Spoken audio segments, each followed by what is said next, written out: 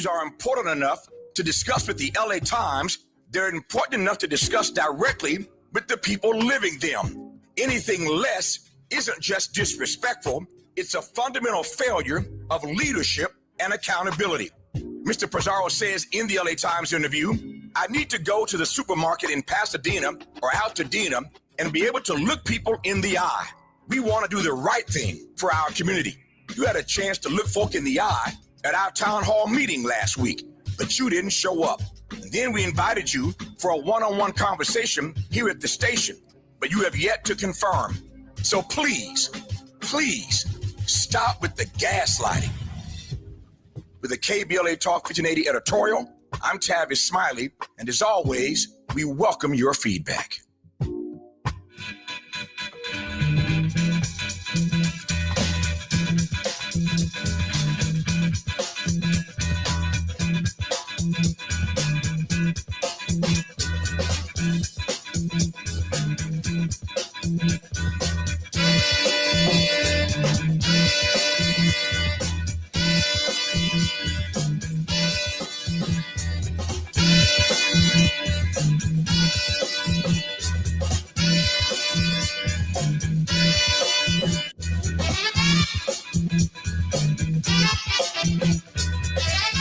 I'm Jesse Jackson Jr. Welcome forward to the Jesse Jackson Jr. Show on KBLA Talk 1580.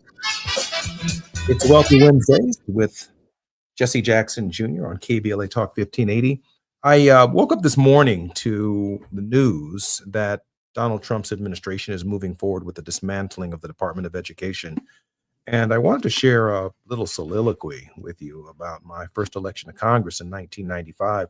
When I got there, I came in a special election, so it wasn't the traditional route to Congress.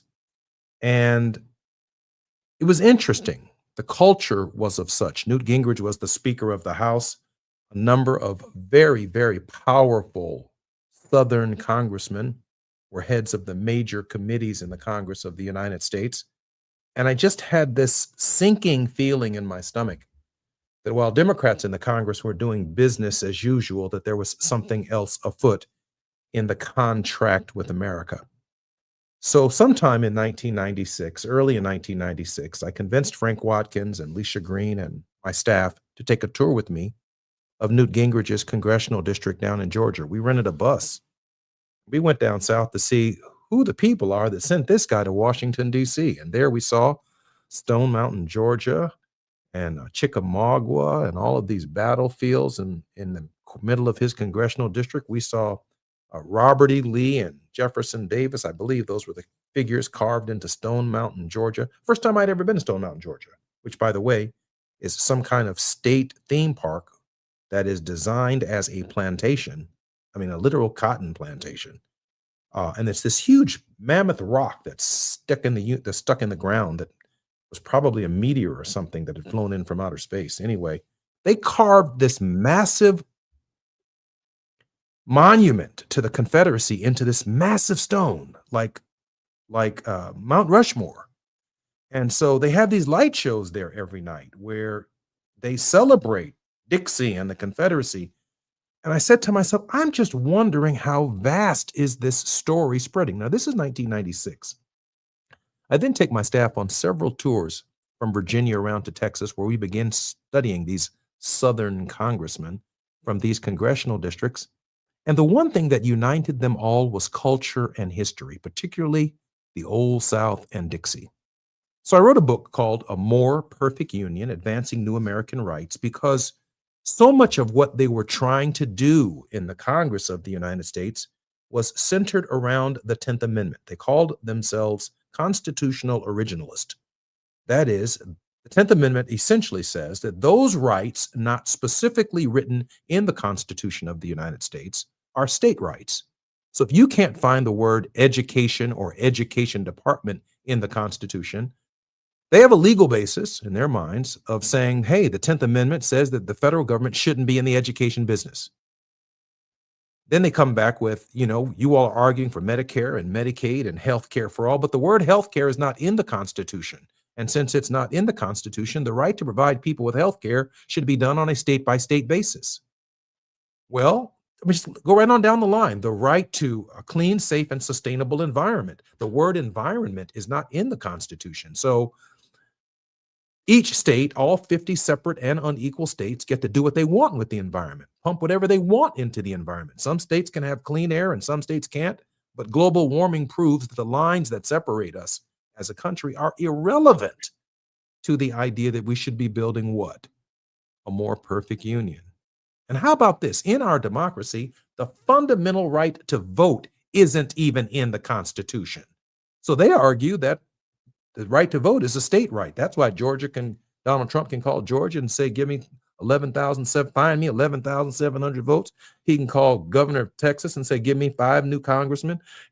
Because it's not in the Constitution. We say we live in a democracy, but the right to vote is not in the Constitution affirmatively. It's there what the government can't do with respect to the right to vote.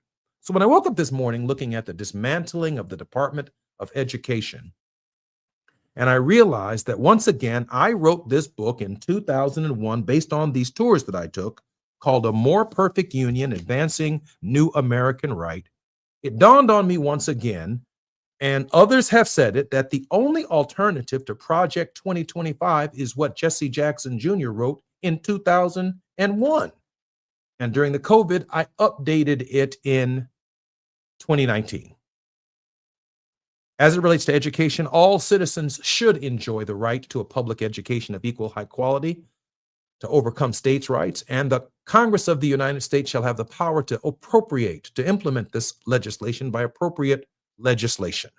That's how we fix the education system. The education department in Washington, D.C., under their theory, does not have a basis in the Constitution.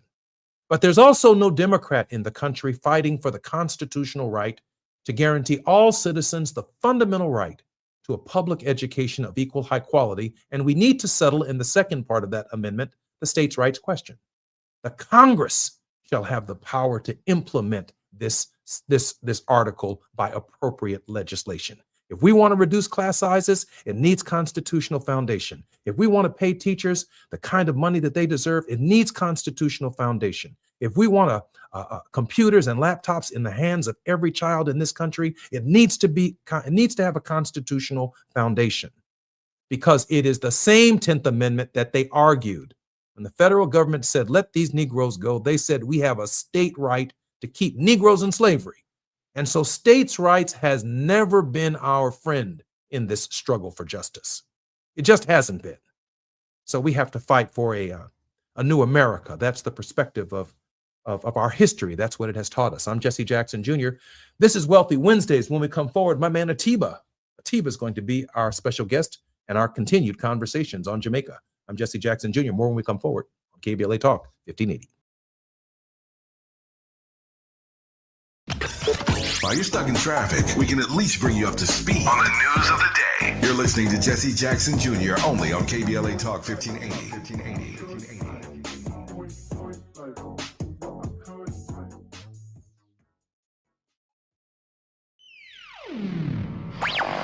All I need is one mic. With a KBLA Talk 1580 editorial, I'm Tavis Smiley. Let me be clear about what we're witnessing here. A textbook case of talking about communities instead of talking with them. Pedro Pizarro, president and CEO of Edison International, found time this week to sit down with the LA Times to discuss their so-called fast pay program for those impacted by the Altadena-Eaton Canyon fire. We think it is neither fast nor fair, but when we organized the community town hall, Southern California Edison first confirmed participation and then abruptly canceled. There was no time available on Mr. Pizarro's calendar for a face-to-face conversation with the individuals and families who have lost everything due to the negligence of Southern California Edison. This is not an accident. This is a choice about who deserves direct engagement and who gets managed through press statements. When you talk to the LA Times about people, you control the narrative. You get to frame the issues on your terms, with your spin, filtered through journalists who may or may not push back. But when you show up to a town hall, you face real questions from real people experiencing real problems. There's no PR buffer. There's real accountability. This pattern of being available to corporate media but unavailable for community dialogue sends a clear message about whose voices matter and whose don't. It's the kind of disrespect that hides behind busy schedules and prior commitments, but the community sees right through it. If these issues are important enough to discuss with the LA Times, they're important enough to discuss directly with the people living them. Anything less isn't just disrespectful, it's a fundamental failure of leadership and accountability. Mr. Pizarro says in the LA Times interview, I need to go to the supermarket in Pasadena or Altadena and be able to look people in the eye. We want to do the right thing for our community.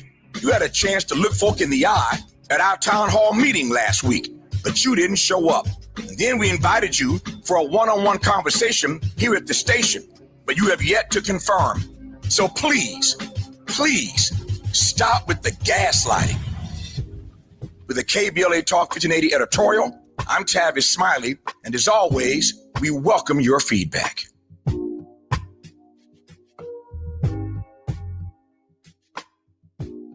At Charmin, we heard you shouldn't talk about going to the bathroom in public, so we decided to sing about it. Charmin Ultra Strong. You can use less, better than the rest. Charmin Ultra Strong. Booty past the clean test. Salmon weave texture, it's the best. Study up, teach a lesson on fresh. Your booty past the clean test. Yes, sir. Charmin Ultra Strong. Charmin Ultra Strong with diamond weave texture cleans better than the leading one-ply brand, so you can use less. Enjoy the go with Charmin. If you love to travel, Capital One has a rewards credit card that's perfect for you. With the Capital One Venture X card, you earn unlimited double miles on everything you buy. Plus, you get premium benefits at a collection of luxury hotels when you book on Capital One Travel. And with Venture X, you get access to over 1,000 airport lounges worldwide. Open up a world of travel possibilities with the Capital One Venture X card. What's in your wallet? Terms apply. Lounge access is subject to change. See CapitalOne.com for details. Now back to more of Jesse Jackson Jr. on KBLA Talk 1580.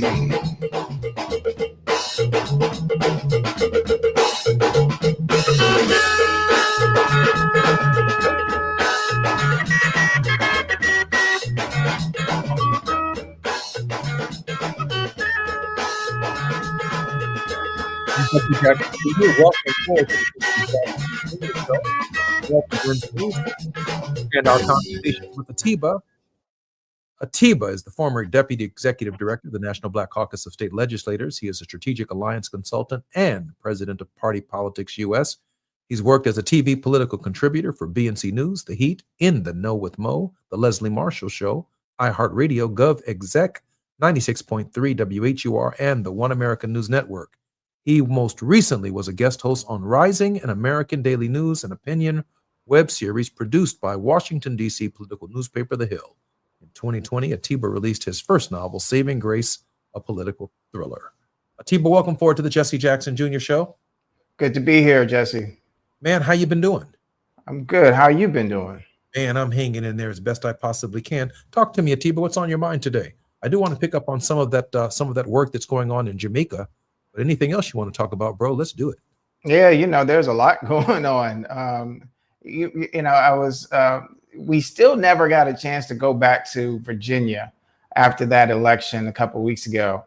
And I mention that because, there's so many other pieces, what have you, that are coming together right now that we're seeing with the shutdown ending last week, earlier this week, and, just so many different things, Jesse. So when you say whatever I want to talk about, I feel like that's a loaded question. That's a loaded statement.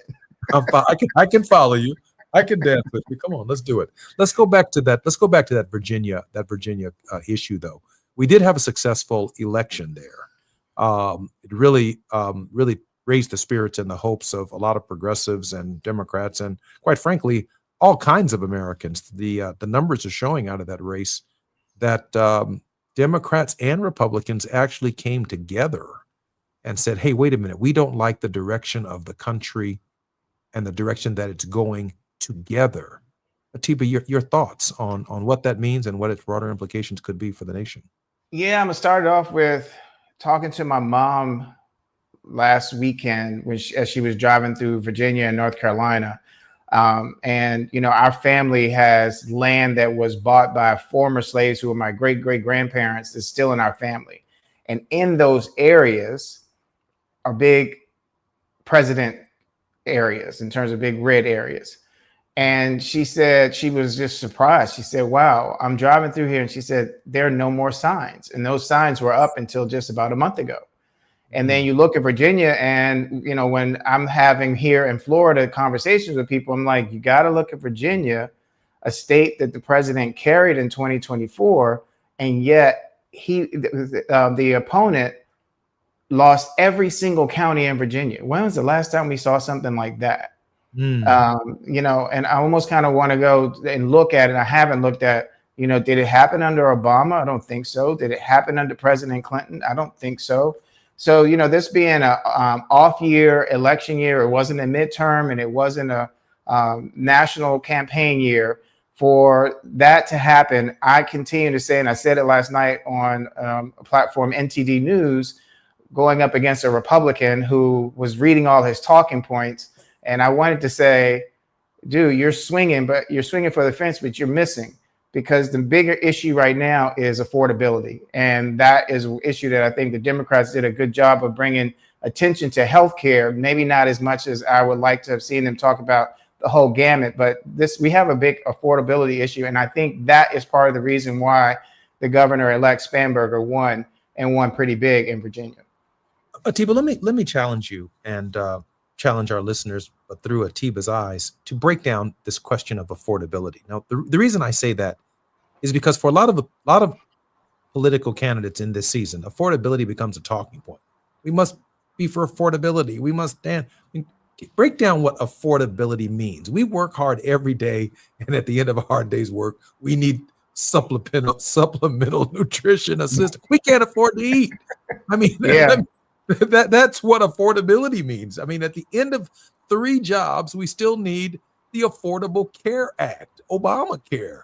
I mean, affordability, beyond the title or the term affordability, which sounds like everyone's gonna do it. Bill Clinton comes right back and says, "But can you feel my pain?" Yeah. You know, and I don't feel like you challenged me on that one. I feel like you threw the ball up and let me hit a home run on that. Please do. I mean, the thing is that when we're talking about affordability, there are people now that are receiving what their health envelopes that are showing them what their health premium is going to cost in 2026. In some cases, it's 3, 4, and 5 times more than what they've been paying. That's affordability. When the people are going to have to take a job and they can't afford to pay for the gas. These are kitchen table conversations. And I feel like now, because we have the internet and we have the phones and we're texting, we're not necessarily having the water cooler conversations at the water cooler, and we're not having the kitchen table conversations. But kind of we feel like we need to get back to that, because bottom line is, when people are going to vote, and you and I have talked about this in the past, people vote with what is in their wallet or what's not there in their wallet, what's in their bank account or what's not in their bank account. And we have a president right now, in my lifetime, I feel like is unprecedented, who does not seem to care very much about the American citizen, as long as they are supportive of him, as long as he gets the piece he wants. In fact, there was a piece that Jasmine Crockett said in reference to the Epstein piece that I think that we're going to show a clip. Speaking of hypocrisy, I do want to point out, since we're talking about Jeffrey Epstein, because we couldn't talk about Epstein before. If y'all recall, we were gone for about 2 months because we couldn't talk about Jeffrey Epstein.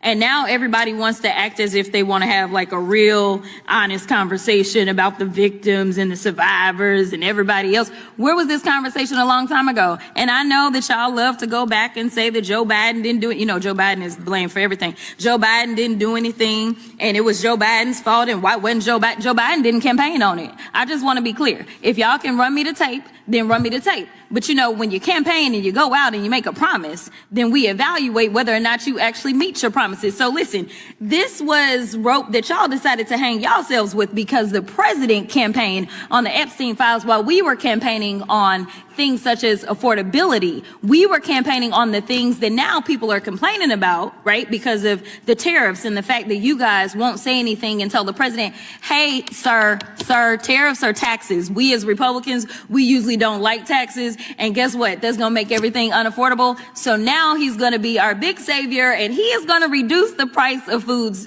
because he is the guy that actually increased the price of foods. So listen, if you can have this honest conversation about Epstein now, let's just go ahead with this lame duck president and be honest about everything that the American people care about. They care about affordability. They care about the fact that literally people are starving in this country because we have 42 million people. And I don't remember any one of you during that almost 2-month break deciding to go on faux news or any other news outlet and say, you know what, it is wrong to have 42 million people that are relying on $6 a day to eat. And we have the money because somehow our president was able to find under the couch cushion, the one that JD wasn't sitting on, under the couch cushion, he was able to find 40. How much did he find to send to Argentina? 40, there we go. 40 billion to send to Argentina. But those emergency funds, he couldn't find them emergency funds so that Americans could eat. So she gets right to the point on affordability. I need something to eat. She brings it right on home from Epstein's files, which are what they are, and they need to be addressed. Oh, go ahead. Knock that on out the park. She hit that one out of the park. She hit it out the park. Yeah.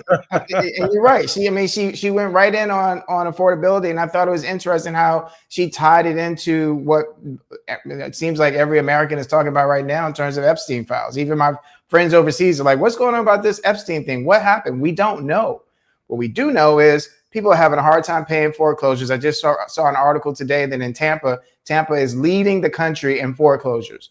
What we know is that people are having a hard time with paying rent. They're having a hard time with buying food. These are all kitchen table conversations, and these are things that people are feeling and worrying about at the end of the day. Can we move subjects quickly to the idea of what's going on in Jamaica, kind of following up on what our friend talked about last week? You're a very special guest on how the people are faring in that part. Sure. You know, it's interesting because, of course, as with anything, as we do, they're trying to get back to a sense of normalcy when it's a new normal. You know, I mean, in terms of have friends who have had leaky roofs and have been trying to get someone to come repair it. And, you know, you may have experienced this with the winters, for instance, in Chicago.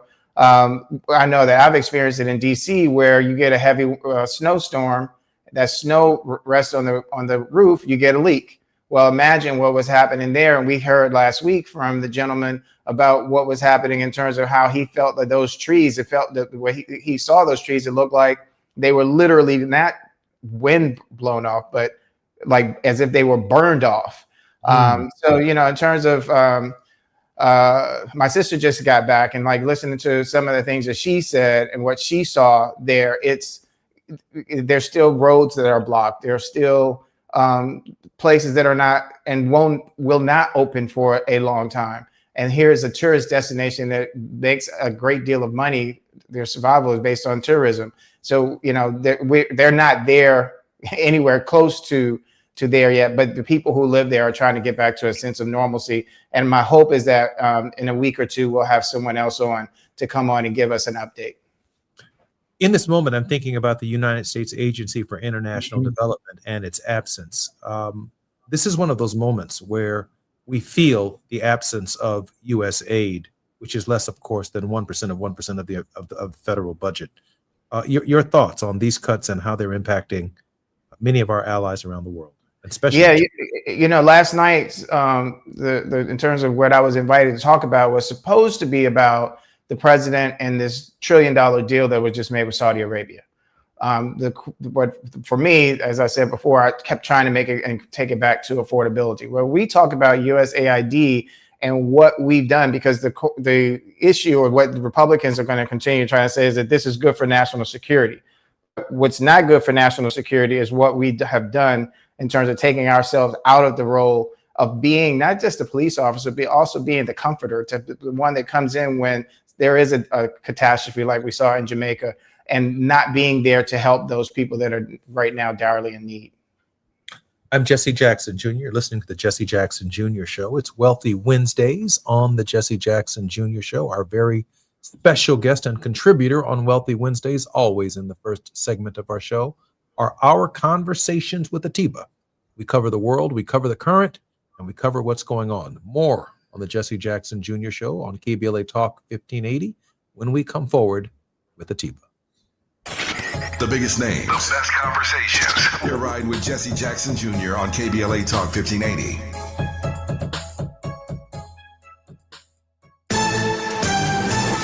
I'm Amber Payton with BIN News Now. A bill demanding the release of every file tied to convicted sex offender Jeffrey Epstein is now on its way to President Trump. An act to require the Attorney General to release all documents and records in possession of the Department of Justice relating to Jeffrey Epstein. Trump has already said he plans to sign it once it reaches his desk. Black New York City Mayor Eric Adams praised incoming Mayor Zohran Mamdani for keeping Police Commissioner Jessica Tisch, calling it a nod to his administration's successful public safety policies. Adams notes crime has dropped for 8 straight quarters, while Mamdani says he values Tisch's work on reducing corruption and crime. And the House rejected a resolution to censor Black Democrat Stacey Plaskett for receiving a 2019 text from Jeffrey Epstein during a hearing. 3 Republicans joined Democrats in voting no. Plaskett says she was not involved in any illegal activity and has donated all Epstein campaign contributions to women's groups. Get BIN News Now on demand 24/7 on the iHeartRadio app.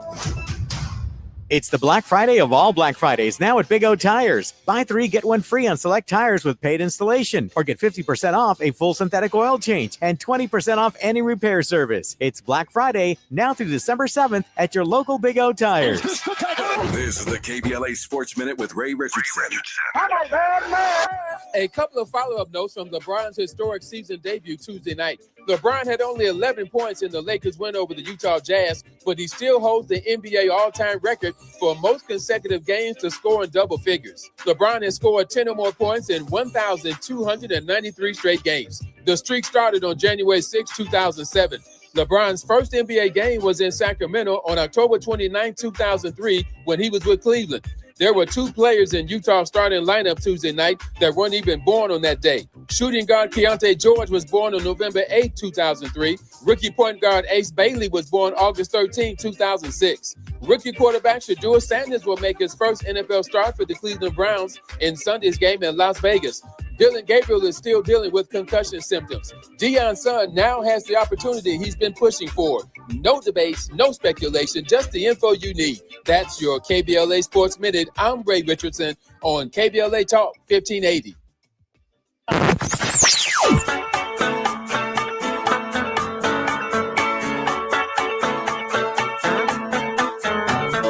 This is KBLA Talk 1580. Talk radio that's music to your ears. We're unapologetically progressive. KBLA Talk 1580. We've got a lot to talk about. I'm Reverend Gerald, the life coach. Is someone you love struggling with addiction and mental illness? Is improving your family's health important? Want to leave a legacy that your family can grow? Are you ready to enhance your perception of life experiences? Then wake up weekends at 7 a.m. with Urban Family Focus and get the wisdom, opportunity, resources, and motivation to live your best life. Join the conversation on Urban Family Focus Saturday and Sunday at 7 a.m. Unapologetically progressive. KBLA Talk 1580. We've got your black. Protect yourself from Medicare card scams. Scammers may call, email, or even knock on your door claiming they need your Medicare info, asking for money, or threatening to cancel your benefits. Don't fall for it. It's a scam. Remember, Medicare doesn't need to verify your information. They already have it. Medicare won't charge you for a new card and will never threaten to cancel benefits. Check your Medicare statements for suspicious charges and report scams to the California Senior Medicare Patrol at 1-855-613-7080. We're here to help. I joined the military for my kid and his mom. I miss my son a lot. One of the things with the military is tobacco, but I saw a lot of people try to deal with mental issues. Everyone's vaping constantly. After my first hit of a vape, I was hooked like that. Once I got back home from my deployment, I caught my son trying to hit my vape. That was it. I had to quit.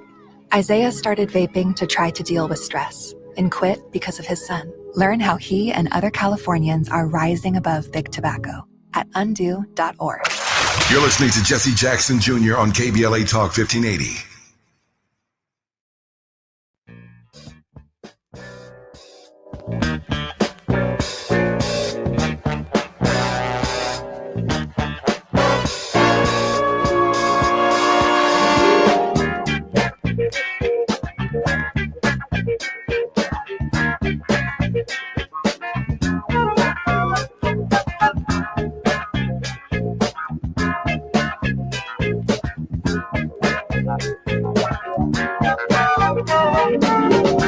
Jesse Jackson Jr., listening to the Jesse Jackson Jr. Show on KBLA Talk 1580. This is Wealthy Wednesdays and our conversations with Atiba. Atiba, welcome forward to the Jesse Jackson Jr. Show.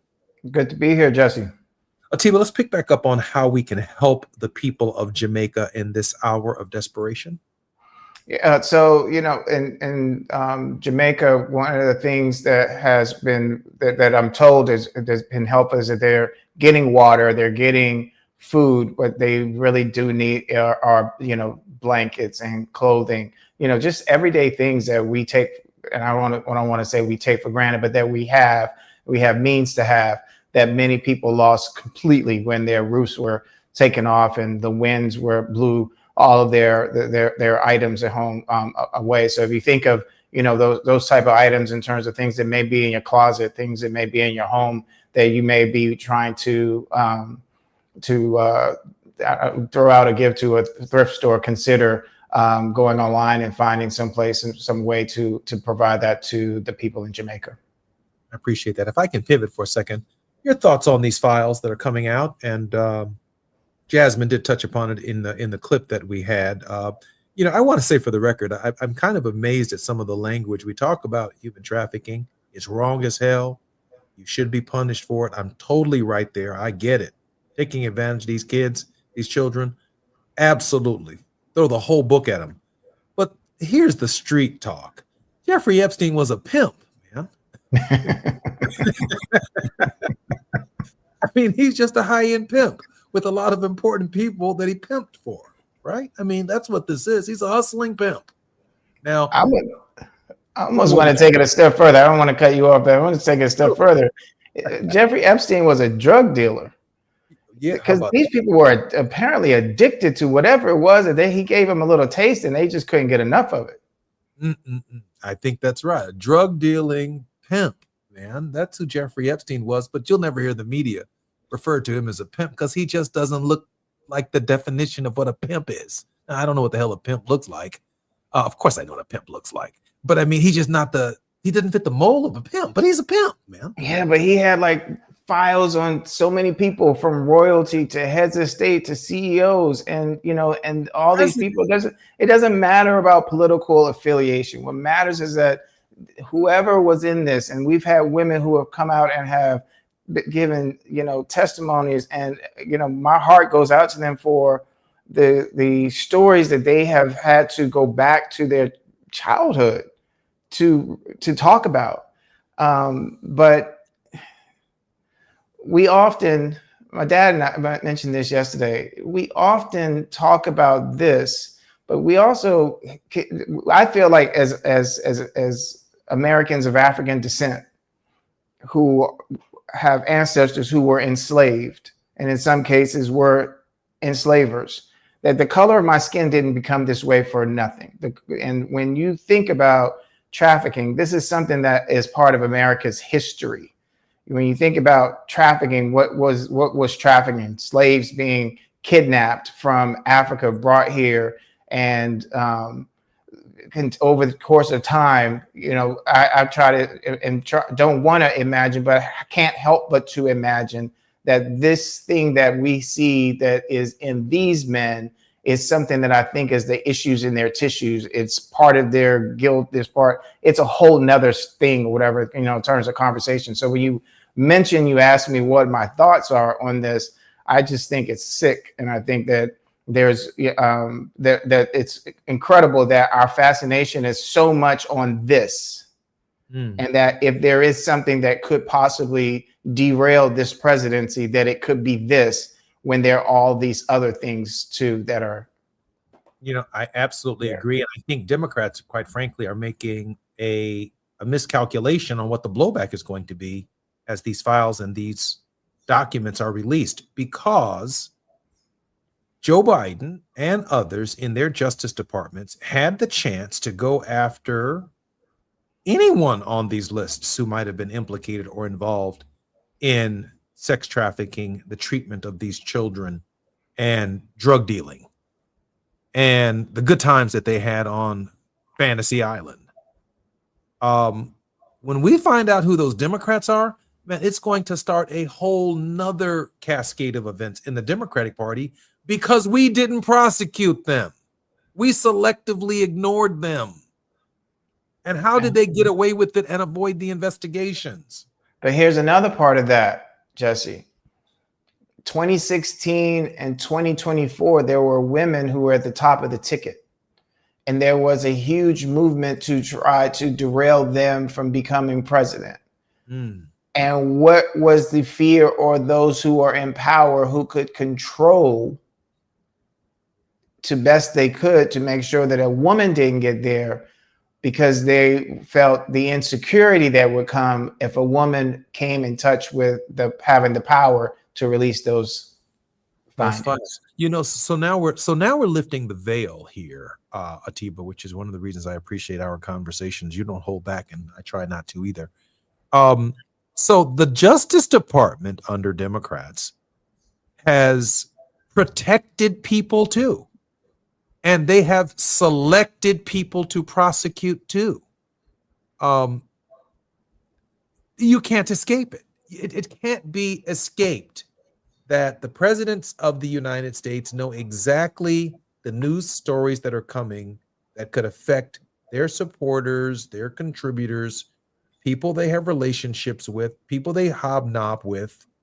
And when they need a favor, there is a wink and a nod that Trump may not be too wrong with. And so if he's being candid, which is impossible, impossible, he's already talking about going after Bill Clinton and talking about going after others, including he needs to go after himself, right?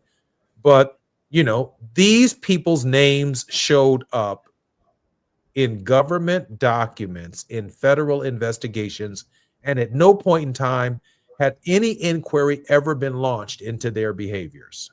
It just did not happen. And how that happens when the victims are so young, so innocent, when there are any victims, the fact that there are people who can avoid justice in our system and within our own party, I'm telling you, bro, it's going to be it's going to start being a blowback by me. Like, why me? And everybody else get away with what they got away with. I ain't trying to get away with nothing. I own my behavior. But there are people out here who are not accountable, Atiba, and they're not owning their behavior. Yeah, it's like a kid and after mom or grandma makes a batch of cookies and they're in the jar and you're told don't put your hand in the cookie jar. Can't have that until after dinner. And they know they got caught with their hand in the cookie jar, but somehow they're still able to manipulate the story and say, well, I know that there were 24 cookies in the cookie jar. I know you counted that there are only 19 there, but I wasn't the one that ate the 5. Okay, well, who else came in here? Nobody else, but so, what we keep seeing with all of this right now, it's they're saying the lie travels halfway around the world before the truth has a chance to put its pants on. The pants are on. The truth has caught up. Now it's the fight, to try to get the truth off. And I don't, it's a day coming. The question is, I'm trying to remember there was a movie years ago where the president got into trouble and then they Wag the Dog with Dustin Hoffman. And that comes to mind. It's like, okay, well, what is the president now going to do? He was asked by an ABC reporter yesterday a question about what happened, and his deflection was totally boom. He was asked about Jamal Khashoggi yesterday. He deflected that. So all these things is like we seeing all these criminals come up to the forefront, and they keep getting away with stuff. But what's the saying? A broken clock is still right twice a day. You know, at some point, this whole thing is they're in quicksand and they can't get out of it. You know, T-But, wag the dog is to create a war. It's to have a conflict where lives are lost, where countries are invaded or bombed, and create a national emergency to deflect and change the nation's attention. There's another triangulation component to wagging the dog, which is the domestic politics of using a foil. But wagging the dog is to start a war. And we only need look at where all of the battleships are going, the little rickety boats that are coming out of Venezuela, the threats of military intervention in Venezuela, the timing of this massive buildup in South America, in the Caribbean, is evidence that people who don't even have a gunboat, who don't even have a fishing boat, are about to confront the most lethal military force ever conceived in human history. And these are people that Donald Trump doesn't care anything about. And that's one of the great tragedies of this hour. I'm Jesse Jackson Jr. It's Wealthy Wednesdays on the Jesse Jackson Jr. Show. We're having our regular conversations with Atiba. Atiba, we have just a few more seconds before we come forward. Your thoughts on the Venezuelan angle with respect to wagging the dog? All this stuff that we see going on, not just Venezuela, what we also see with these agents going around the country and this whole so-called thing about immigrants and illegal immigrants, all this stuff is manufactured. And, you know, I don't want to go too deep in this, but I couldn't help but read the story in the Bible of Moses and the Pharaoh and the distractions. And that's what I keep going back to. These are distractions, and we have to keep our minds focused on what the prize is in order to get this, in order to change so we can change the story. We're having our conversations with Atiba on the Jesse Jackson Jr. Show. More on KBLA Talk 1580 with Atiba when we come forward. While you're stuck in traffic, we can at least bring you up to speed on the news of the day. You're listening to Jesse Jackson Jr. only on KBLA Talk 1580.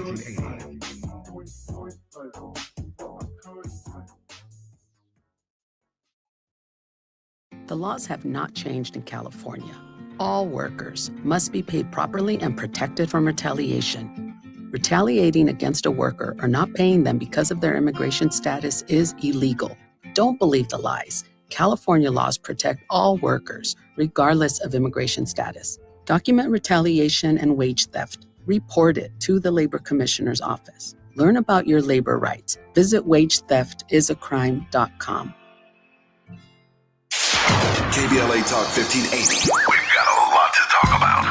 KBLA Talk 1580 reminds you that we keep us safe. Every girl deserves a chance to shine. That's the belief behind Forgiving for Living, Inc. Since 1999, this organization has been empowering at-risk girls ages 13 to 18, helping them overcome behavioral and mental health challenges. Founder Wendy Gladney's personal journey inspired the mission to give girls hope and purpose through the power of forgiveness. Through their ambassador program, workshops, and annual conference, Forgiving for Living has touched over 3,000 young lives, providing mentoring, life skills, training, and tools for building self-esteem and confidence. You can make a difference. Visit forgivingforliving.org to donate, volunteer, become a mentor, or find help for a young girl in need. Forgiving for Living, Inc., building brighter futures for young girls. Visit forgivingforliving.org today. This is a community call to action from KBLA Talk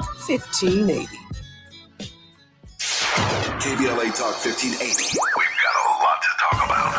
KBLA Talk 1580, connecting you with services and solutions. The Autopsy Initiative provides a second autopsy free of charge for victims' families who have lost their loved ones due to a police-related death. The services offered through the initiative include the completion of a second autopsy, disclosure of preliminary findings, and a final autopsy report. A police-related death is when an individual is harmed by police officers using deadly force, which results in an individual's death. Police-related death includes in-custody deaths, including those that arise during contact with law enforcement officers during arrest, pursuit, booking, transport, or incarceration. The Autopsy Initiative has a team of board-certified pathologists on call. An autopsy request may be completed by anyone with a close relationship with the victim, which may include the victim's spouse, partner, relative, close friend, or lawyer. To request a free second autopsy for a victim of police violence, please visit knowyourrightscamp.com. That's knowyourrightscamp.com. Then click on Autopsy, then click on Request. At KBLA, we believe in justice for victims of police violence. We say their names, and we don't black down. This is a community call to action from KBLA Talk 1580.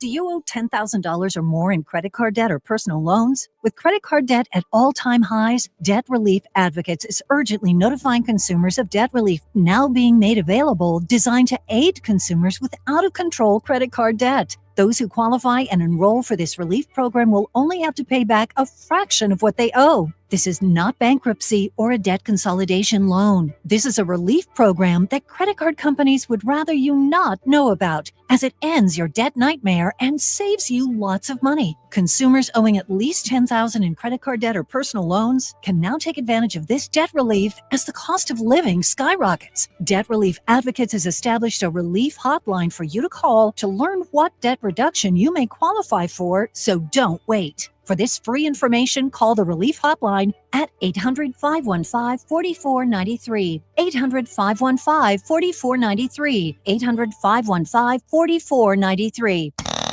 Now back to more of Jesse Jackson Jr. on KBLA Talk 1580.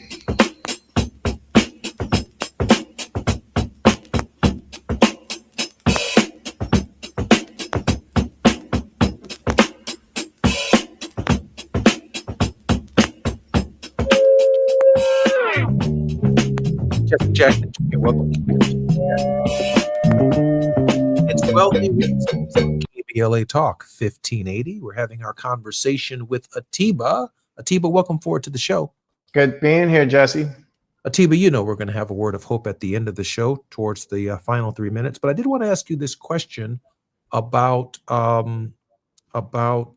this wagging the dog. But just before I do that, after the next hour, Reverend Dr. Todd Yeary, The Politics of Our Faith on Wealthy Wednesdays, is our regular contributor. We are going to talk in part on a number of issues, but certainly the Southern California Edison issue, because there may be a plan afoot that Todd has conceived, along with the Reverend Jesse Jackson, to get Brother Pedro Pizarro's attention.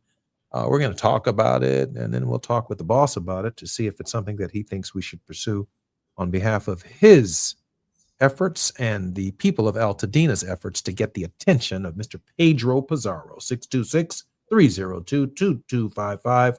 We got a plan for Pedro. Hey, I want to go. I love it. I love it. I want to go back to Venezuela for a minute. This idea of shifting the subject matter with real human lives, with lives at stake, putting lives on the line for to change the political narrative of a story is no profile in courage, Atiba. It is about as weak as it gets, and both Democrats and Republicans do it. Atiba? Yeah, but let's not forget that the president has also been lobbying to get a Nobel Peace Prize. And, so this assault, this whole idea that, these boats are bringing in drugs into the United States, it only feeds another narrative. And it feels as if we're not paying as much attention to that. Same way, unfortunately, we're not, and this is, the media doesn't tell you how to think, they just tell you what to think about. So the thing that I think the president learned and his team in the first term was not just how powerful the presidency is, but how powerful the presidency is in terms of narrating the story or putting forward the story that they want to be told. So there are all these different things that have been going on, and we never get a chance to just take a breath, because, you know, whether or not it's Venezuela, Jasmine mentioned the $40 billion that went to Argentina. Why did that $40 billion go to Argentina? Why is the administration's concerned so much about keeping this guy in power? You know, there are just so many different of these facets. There are people that tell me that they voted, you know, in the 2024 election because they didn't like the way that Biden was handling the Middle East crisis. There's the things that are going on with Russia and Ukraine. There are the things that are going on in Ethiopia and Eritrea. There are the things that are going on in what is it called? In China, and just all these things that are going on. I ask that we also think what was going on 100 years ago with geopolitical positioning. What is it, and why are we so big and blowing this big thing about selling $1 trillion worth of military arms to another country? What is it that we are doing? Because a lot of it is leading to destabilization of the world. And what does that mean? We're talking about affordability. These are all the things that led to the Great Depression. You know, I want to ask one other question before your word of hope. I mean, Congress has abdicated its responsibility with respect to Venezuela. I mean, no articulable case has been made for why the nation's most powerful battleships are sitting in that region. Not one to the American people. No joint session of Congress, no Oval Office meeting. Just the president has decided that he has declared that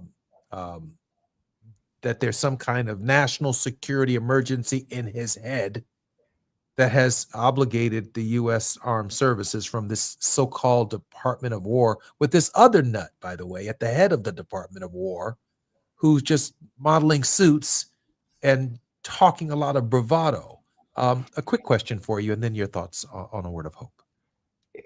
Yeah, I mean, Jesse, I feel like we're in batting practice right now. I feel like you're just throwing me softball so I can just keep hitting them out of the park. You know, this is good practice.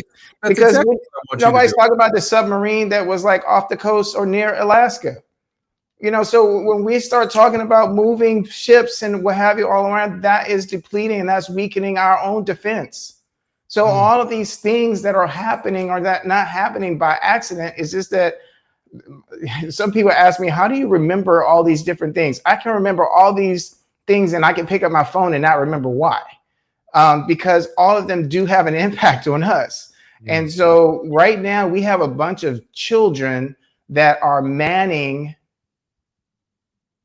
the playground and everybody is just going amok. And, you know, it's going to take, you know, I feel like midterms can't get here soon enough, but I also keep thinking, what are the things that are going to happen that they're going to do to keep people's attention focused until the 11th hour and then do something big and something grand?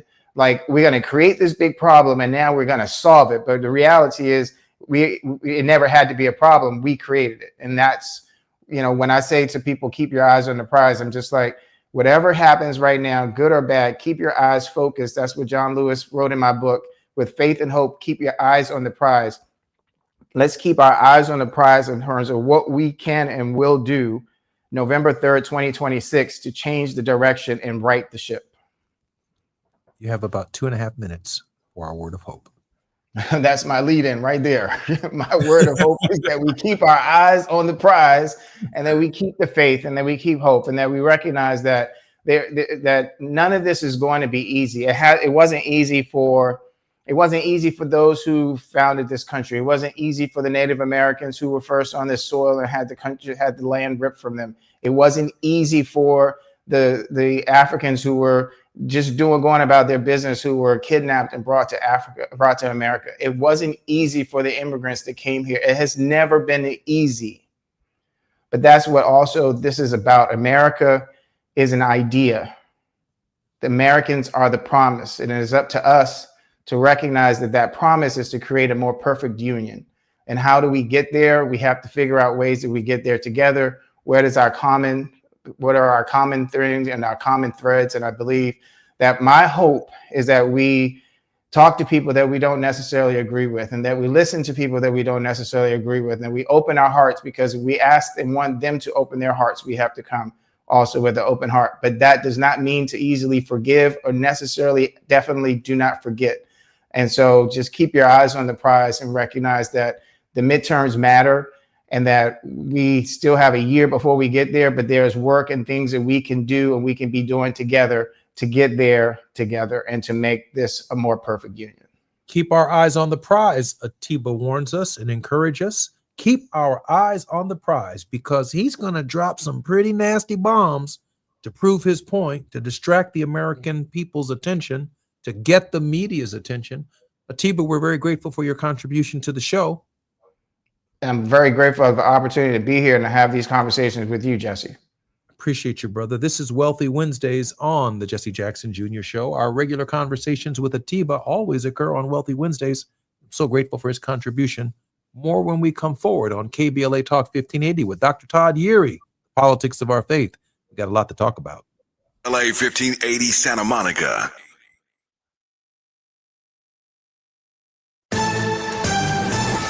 I'm Amber Payton with BIN News Now. A bill demanding the release of every file tied to convicted sex offender Jeffrey Epstein is now on its way to President Trump. An act to require the Attorney General to release all documents and records in possession of the Department of Justice relating to Jeffrey Epstein. Trump has already said he plans to sign it once it reaches his desk. Black New York City Mayor Eric Adams praised incoming Mayor Zohran Mamdani for keeping Police Commissioner Jessica Tisch, calling it a nod to his administration's successful public safety policies. Adams notes crime has dropped for 8 straight quarters, while Mamdani says he values Tisch's work on reducing corruption and crime. And the House rejected a resolution to censor Black Democrat Stacey Plaskett for receiving a 2019 text from Jeffrey Epstein during a hearing. 3 Republicans joined Democrats in voting no. Plaskett says she was not involved in any illegal activity and has donated all Epstein campaign contributions to women's groups. Get BIN News Now on demand 24/7 on the iHeartRadio app. It's the Black Friday of all Black Fridays now at Big O Tires. Buy 3, get 1 free on select tires with paid installation, or get 50% off a full synthetic oil change and 20% off any repair service. It's Black Friday now through December 7th at your local Big O Tires. This is the KBLA Sports Minute with Ray Richardson. A couple of follow-up notes from LeBron's historic season debut Tuesday night. LeBron had only 11 points in the Lakers win over the Utah Jazz, but he still holds the NBA all-time record for most consecutive games to score in double figures. LeBron has scored 10 or more points in 1,293 straight games. The streak started on January 6, 2007. LeBron's first NBA game was in Sacramento on October 29, 2003, when he was with Cleveland. There were 2 players in Utah's starting lineup Tuesday night that weren't even born on that day. Shooting guard Keontae George was born on November 8, 2003. Rookie point guard Ace Bailey was born August 13, 2006. Rookie quarterback Shedeur Sanders will make his first NFL start for the Cleveland Browns in Sunday's game in Las Vegas. Dillon Gabriel is still dealing with concussion symptoms. Deion's son now has the opportunity he's been pushing for. No debates, no speculation, just the info you need. That's your KBLA Sports Minute. I'm Ray Richardson on KBLA Talk 1580. All I need is one mic. With a KBLA Talk 1580 editorial, I'm Tavis Smiley. Let me be clear about what we're witnessing here. A textbook case of talking about communities instead of talking with them. Pedro Pizarro, president and CEO of Edison International, found time this week to sit down with the LA Times to discuss their so-called fast pay program for those impacted by the Altadena Eaton Canyon fire. We think it is neither fast nor fair, but when we organized the community town hall, Southern California Edison first confirmed participation and then abruptly canceled.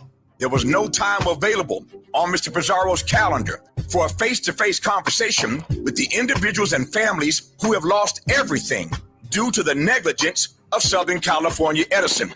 This is not an accident. This is a choice about who deserves direct engagement and who gets managed through press statements. When you talk to the LA Times about people, you control the narrative. You get to frame the issues on your terms, with your spin, filtered through journalists who may or may not push back. But when you show up to a town hall You face real questions from real people experiencing real problems. There's no PR buffer. There's real accountability. This pattern of being available to corporate media but unavailable for community dialogue sends a clear message about whose voices matter and whose don't. It's the kind of disrespect that hides behind busy schedules and prior commitments, but the community sees right through it. If these issues are important enough to discuss with the LA Times, they're important enough to discuss directly with the people living them. Anything less isn't just disrespectful, it's a fundamental failure of leadership and accountability. Mr. Pizarro says in the LA Times interview, I need to go to the supermarket in Pasadena or Altadena and be able to look people in the eye. We want to do the right thing for our community. You had a chance to look folk in the eye at our town hall meeting last week, but you didn't show up. And then we invited you for a one-on-one conversation here at the station, but you have yet to confirm. So please, please stop with the gaslighting. With the KBLA Talk 1580 editorial, I'm Tavis Smiley, and as always, we welcome your feedback.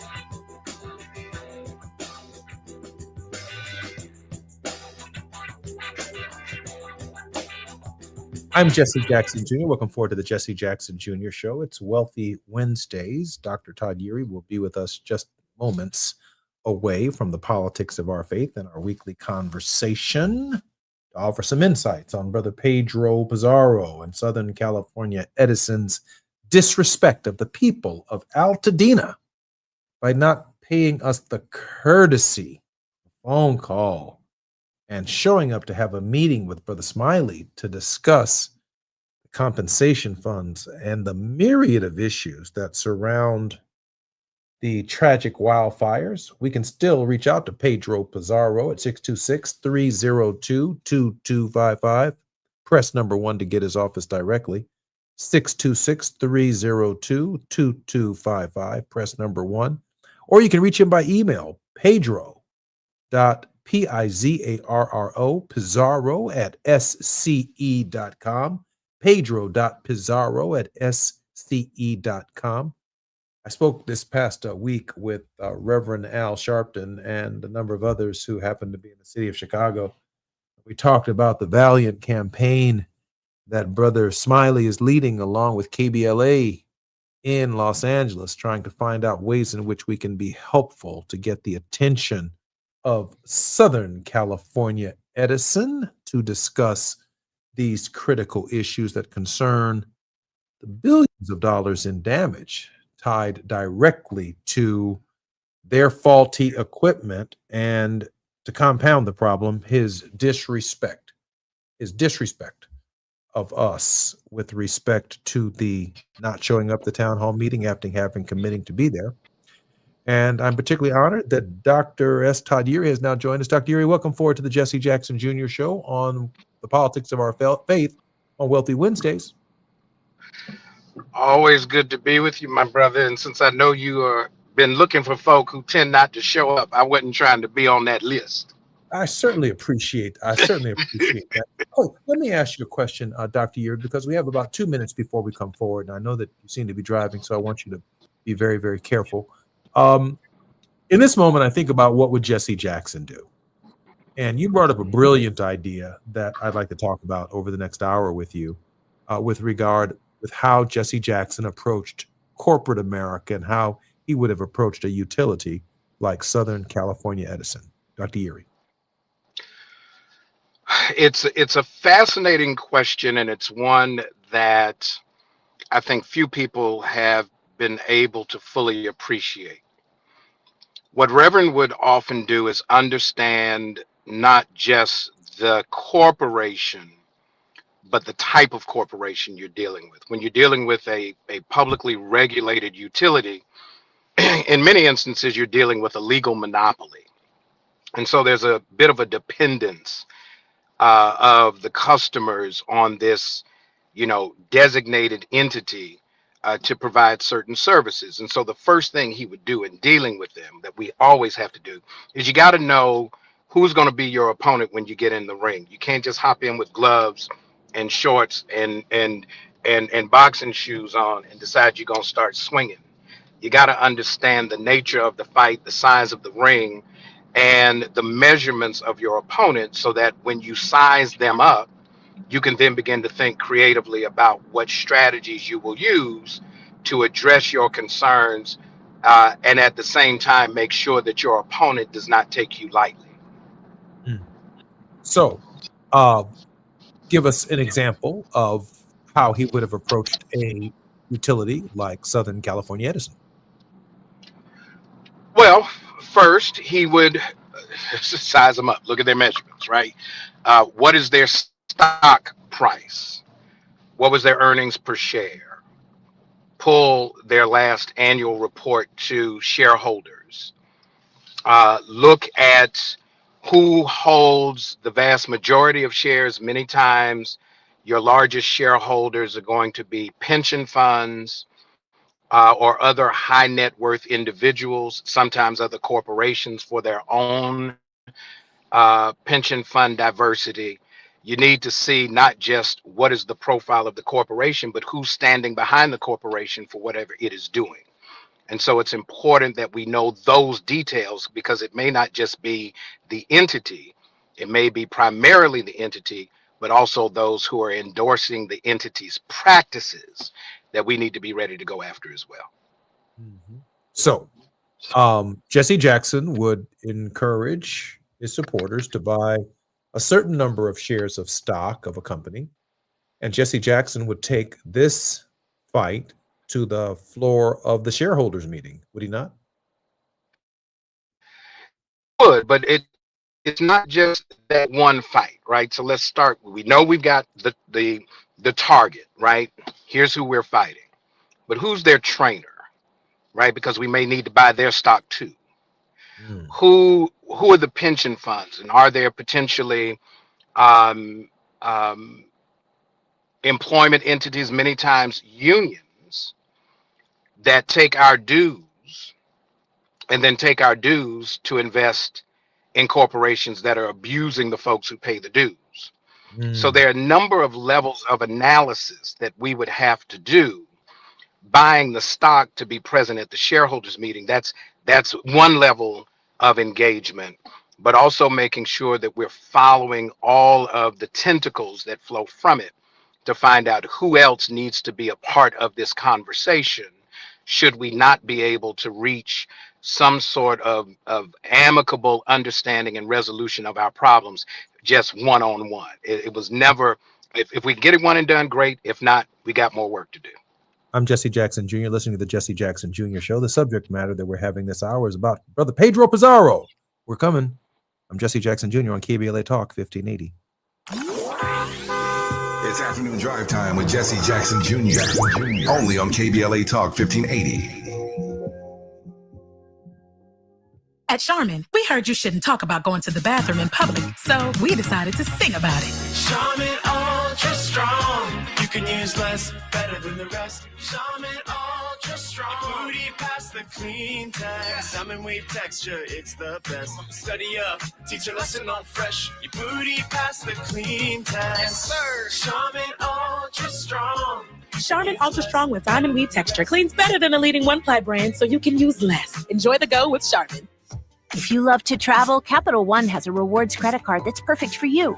With the Capital One Venture X card, you earn unlimited double miles on everything you buy. Plus, you get premium benefits at a collection of luxury hotels when you book on Capital One Travel.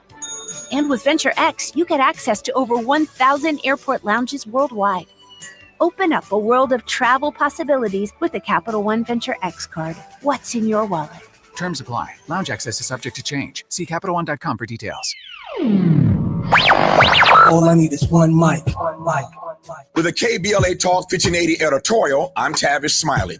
Let me be clear about what we're witnessing here. A textbook case of talking about communities instead of talking with them. Pedro Pizarro, president and CEO of Edison International, found time this week to sit down with the LA Times to discuss their so-called fast pay program for those impacted by the Altadena Eaton Canyon fire. We think it is neither fast nor fair, but when we organized the community town hall, Southern California Edison first confirmed participation and then abruptly canceled. There was no time available on Mr. Pizarro's calendar for a face-to-face conversation with the individuals and families who have lost everything due to the negligence of Southern California Edison. This is not an accident. This is a choice about who deserves direct engagement and who gets managed through press statements. When you talk to the LA Times about people, you control the narrative. You get to frame the issues on your terms, with your spin, filtered through journalists who may or may not push back. But when you show up to a town hall, you face real questions from real people experiencing real problems. There's no PR buffer. There's real accountability. This pattern of being available to corporate media, but unavailable for community dialogue, sends a clear message about whose voices matter and whose don't. It's the kind of disrespect that hides behind busy schedules and prior commitments, but the community sees right through it. If these issues are important enough to discuss with the LA Times, they're important enough to discuss directly with the people living them. Anything less isn't just disrespectful, it's a fundamental failure of leadership and accountability. Mr. Pizarro says in the LA Times interview, I need to go to the supermarket in Pasadena or Altadena and be able to look people in the eye. We want to do the right thing for our community. You had a chance to look folk in the eye at our town hall meeting last week, but you didn't show up. And then we invited you for a one-on-one conversation here at the station, but you have yet to confirm. So please, please stop with the gaslighting. With a KBLA Talk 1580 editorial, I'm Tavis Smiley, and as always, we welcome your feedback.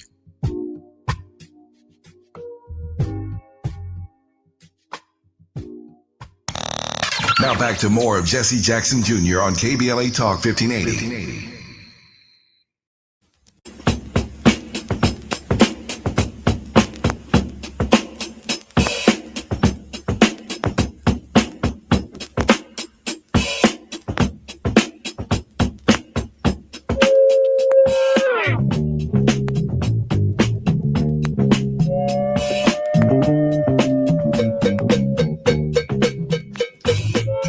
Jesse Jackson Jr. Welcome forward to the Jesse Jackson Jr. Show on the Politics of Our Faith with Reverend Dr. S. Todd Yeary, who is the senior pastor of the Douglas Memorial Community Church of Baltimore, former chief executive officer of the Rainbow Push Coalition, former national board, National Action Network, and founding principal of SALT, Strategic Advocacy and Legislative Think Tank, a faith-based public policy collaborative. Dr. Yeary, welcome forward to the Jesse Jackson Jr. Show.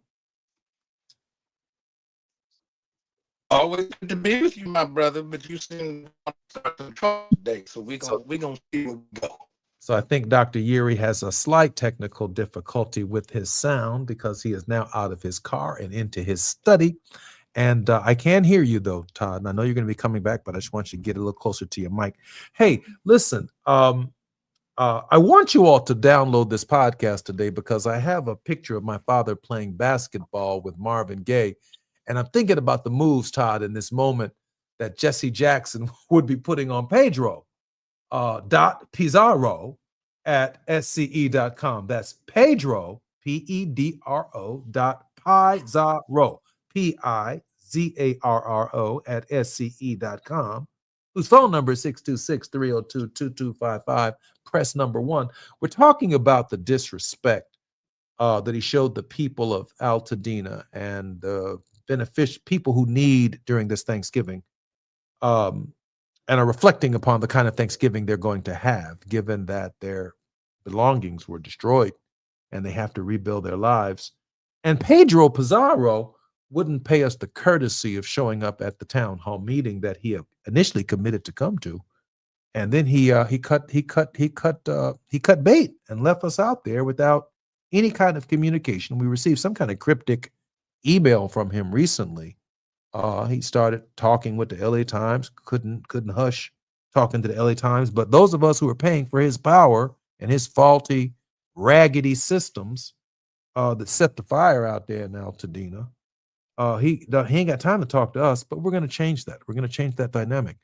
And so I got Jesse Jackson on my mind for obvious reasons. The Reverend is recuperating, but he would approach this, Todd, in a certain kind of way. And I don't know anyone who knows the methodology of Jesse Jackson as well as you do on these questions. One of the things that I do know is that if we bought, for example, I think it's $58 a share, about $2,000 worth of stock.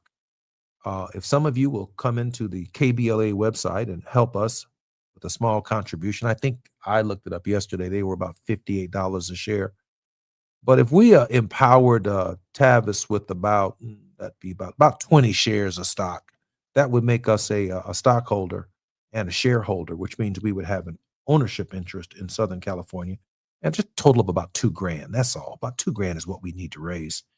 But buy the stock in the name of KBLA Talk 1580 so that KBLA Talk 1580 can develop a little portfolio, just like the Rainbow Coalition has. We don't ask for much. We get these little bitty stock things. And then Jesse Jackson would show up at these meetings and do everything Tavis is doing because he can have the microphone at the shareholder meeting. And then he's going to meet some of the people who represent the unions and the pension funds. He's going to meet all of these people who are going to be in that meeting, because it's not just Pedro Pizarro. See, he's the figurehead of all of these people. He represents their money. And if Pedro Pizarro is catching the heat, he's really going to catch the heat when we go to speak to these interests that you're talking about, Todd, who have an interest in Southern California Edison and their monopoly. And if we expose their monopoly and the injustice of the designee that they have sent to was supposed to come to our meeting and didn't show up, he's going to call us back now. He's going to call us back. But Todd, what would Jesse Jackson do? Well, he would look at the timing. So I just looked real quick. The last annual meeting was in April of this year. Anticipate the next annual meeting being in April next year. It's not quarterly. In the meantime, it's not a quarterly meeting. What do we do? No, the annual shareholders meeting, every corporation is required to have at least one annual meeting to satisfy compliance. So it's really a compliance meeting. Okay. If they're electing new board members, we look at who's on the board and who are the board members connected to. We look at the distribution of the stocks that are currently held, who's holding them. We also look at related entities. Edison International is really a big corporate holding company. There are a number of subsidiary entities that Edison International holds. What are those entities? How do those entities factor in? And so while we're getting ready to attend, say, an Edison International shareholders meeting, we are looking to make sure that we have all of the necessary information to have an informed conversation, because we're not going on a rant. That's not what this is. We are having a righteous engagement about making sure that corporate social responsibility is actually part and parcel of the relationship that should exist between our community and these communities that really have government approval to take our money and charge us fees for service. Now, here's why I think you didn't get Mr. Pizarro to come to your meeting, because I listened to Brother Tavis' presentation on the commercial. He used an important word. He used the word negligence. Negligence has a serious legal connotation. And my guess would be is that someone in the law department suggested to Mr. Pizarro that he ought not show up so that they could then script certain conversations because of litigation risk. All right. So with those things in mind, where do we find the sweet spot, the opportunity to engage in a constructive way, to work out what is necessary to remedy concerns in our community without getting hustled or gained, so to speak, like we're looking at the picture of your dad, like he's getting ready to, he's moving with the ball. You can tell he's dribbling. He won that right? game, by the way. He won that game versus Marvin Gaye, by the way. Right. Marvin, So what's going on? What's going on after my dad dunked on him? that's the whole question, right? They all seem to ask what's going on when you get dunked on, right? What happened? What happened? That's the reality. So now's the time to be very intentional and very strategic and know where we're going. What do? We organize. That's what Reverend would tell us. It's not just show up to be a one and done. Who else needs to be a part of this emerging movement to establish some accountability from this utility? And does it mean that we need to engage who regulates the utility at the state level? The state government.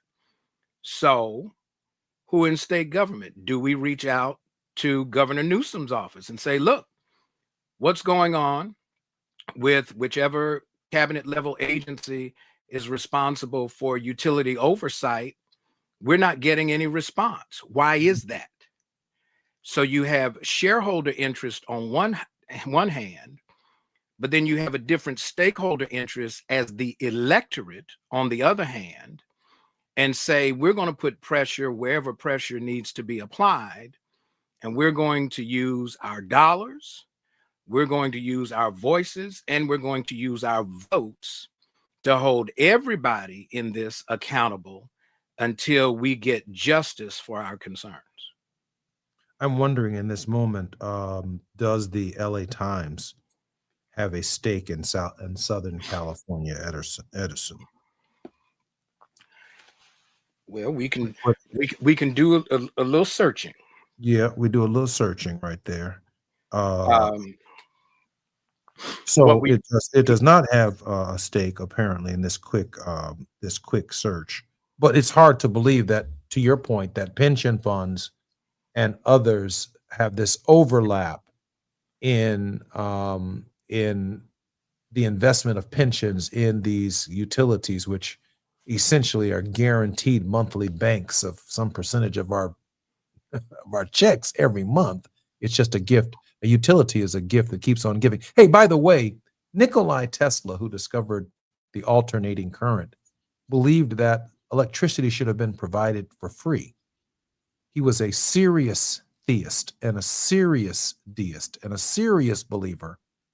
And in his thinking, he had discovered something that God had given to all human beings, power, all of the ionosphere and all of these various spheres that circumnavigate the globe that create a magnetic field.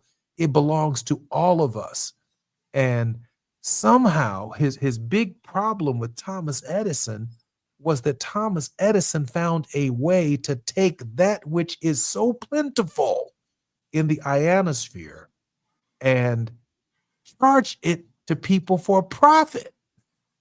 And it really, really tanked Tesla's thinking. And I don't mean Tesla associated with Elon Musk. I'm talking about the genius, Nikola Tesla, who discovered the alternating current. And he was hot that Thomas Edison had lifted his idea and found a way to make a profit off of it. It irritated him to no end. Dr. Well, we should be mindful that many times what we're buying is not the thing, but we're buying access to the thing that someone else has harnessed so that it can be delivered to us for a cost. And so those who say they produce electricity are actually just relying upon methods to harness what's available to generate that which could be measured, metered, sold for a profit. But I want to go back to the real quick point about whether or not the LA Times has in stock. Here's the other relationship, though. I would ask Edison International, how much do you spend on advertising with the LA Times and related entities? Because if there is an economic dependency or benefit, if I'm paying you lots of money to carry my ads, and I'm paying you, then you now have a self-interest to message in a way that is beneficial to me. So it's not always the one way, it's the two way. Where are these dollars flowing? Because one hand is clearly, I would argue, possibly washing the other, and we need to see who's got the soap. So here we go. The LA Times covers a wide range of topics related to Southern California Edison, including infrastructure projects, public safety incidents such as recent fires that have been caused by SCE equipment. The company Communication Southern California Edison proactively engages with the LA Times to provide information and correct what it perceives as errors in reporting. And here's their shared operational area. While not direct relationship, there is an overlap in their service and coverage areas in Southern California. I'm Jesse Jackson Jr., listening to the Jesse Jackson Jr. Show. More on KBLA Wealthy Wednesdays with Todd Yeary when we come forward. It's afternoon drive time with Jesse Jackson Jr. Only on KBLA Talk 1580.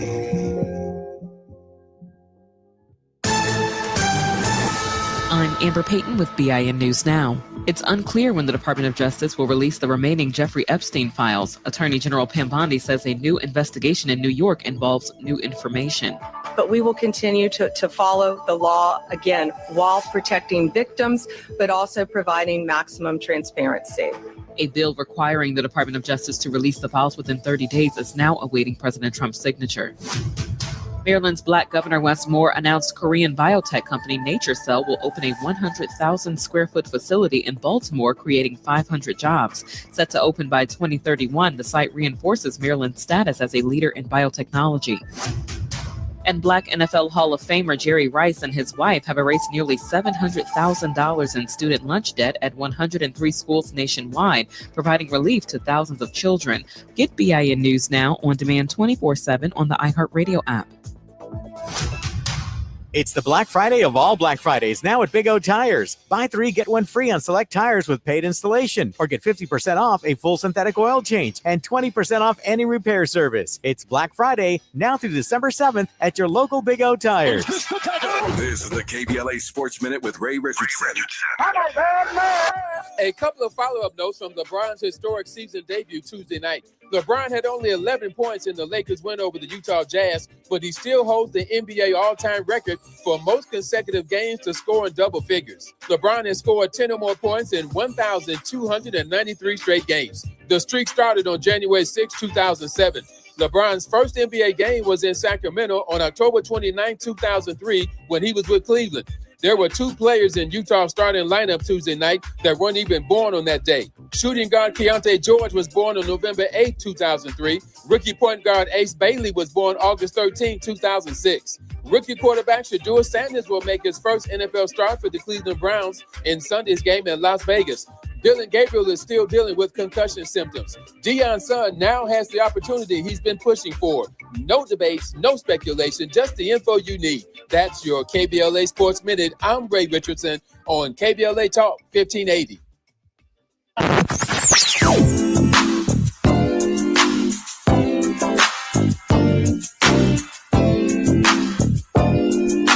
This is KBLA Talk 1580. Talk radio. That's music to your ears. We're unapologetically progressive. KBLA Talk 1580. We've got a lot to talk about. Hi, I'm Zoe Williams, aka the Voice of Reason, encouraging you to join me weekdays from 7 to 9 p.m. for the world's most intriguing relationship radio roundtable. Every night, I facilitate and encourage our loyal listeners to participate in the most engaging relationship discussions you'll hear anywhere. So make it a point to rendezvous with me, Zoe Williams, the Voice of Reason, Monday through Friday, 7 to 9 p.m. Pacific Standard Time. Trust me, your relationships will never be the same. The VOR is on fire tonight. Unapologetically progressive. KBLA Talk 1580. We've got your black. They say the hardest part of getting something done is getting started. Well, we did that 30 years ago when California first took on the tobacco industry. Now, smoking is down 60%, lung cancer 52%. A couple of our cities have already ended tobacco sales. A California without big tobacco isn't just possible, it's already happening. See our progress at undo.org. You're listening to Jesse Jackson Jr. on KBLA Talk 1580.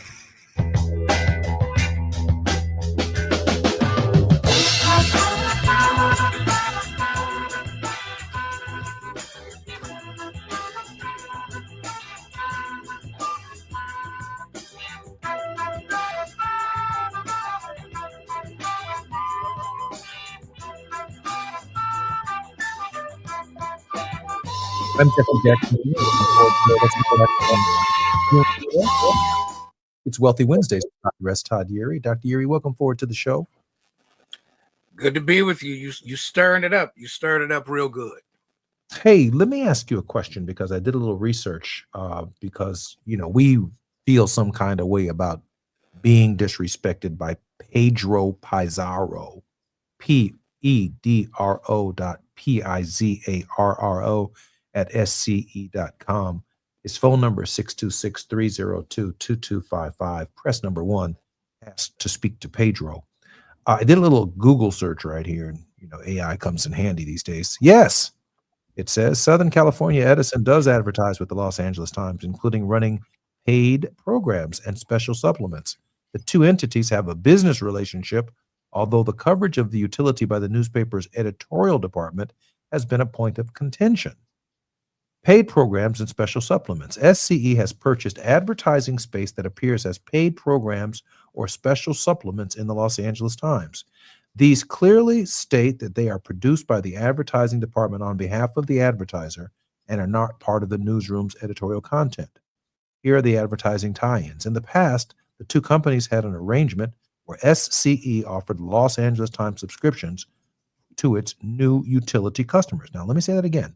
In the past, the two companies had an arrangement where the Southern SCE offered Los Angeles Times subscriptions to its new utility customers. SCC has published various opinion pieces and letters to the editor in the Los Angeles Times, often to set the record straight regarding the newspaper's news coverage of the company and its operations, particularly concerning wildfires and rate changes. It seems to me that that there's just enough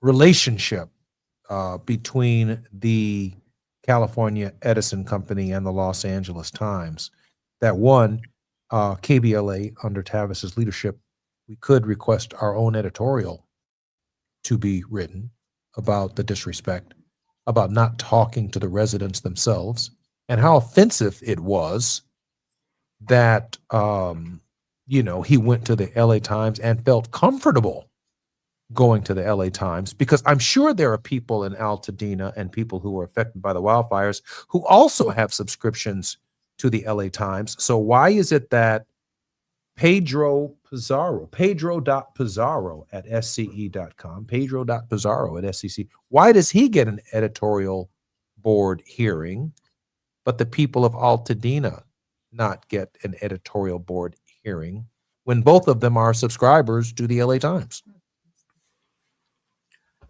So, one, we have to be able to quantify, right? You cannot defend what you have not measured. Okay. So let's look at the relationship. How many subscriptions to the LA Times come from our community or affected communities by what has occurred? Understanding the relationship. The LA Times Media Group is the parent of the LA Times. What does that relationship look like? Who's the CEO? Right? This becomes an always ongoing analysis. And when you ask the question about what Reverend would do, is he was constantly asking question after question after question ad nauseum until he had exhausted all, at least at that phase or that stage, of the potential relationships that he needs to know about or at least be aware of as he's engaging these conversations. Because it could very well be that the resolution to the problem may not come from the shareholders, but it may come from some other relationship that's connected to the shareholders.